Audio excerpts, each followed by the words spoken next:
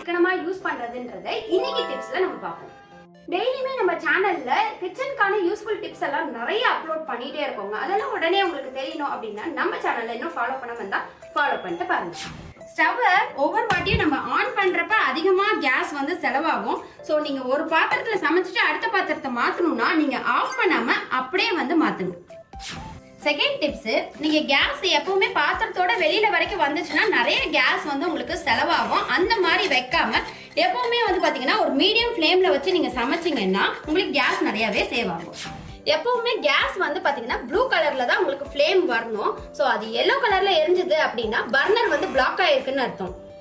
So பர்னரை எப்படி ஈஸியாக clean பண்ணலான்றத next வீடியோவில் பார்க்கலாம். நம்ம சேனல் இன்னும் ஃபாலோ பண்ணாம இருந்தால் ஃபாலோ பண்ணுங்க. அப்பதான் உடனே உங்களுக்கு அந்த வீடியோவும் ஷோ ஆகும். இந்த யூஸ்ஃபுல்லான டிப்ஸை மறக்காம உங்க ஃபேமிலி அண்ட் ஃப்ரெண்ட்ஸ்க்கு ஷேர் பண்ணிடுங்க. இந்த வீடியோக்கு ஒரு லைக் பண்ணிடுங்க.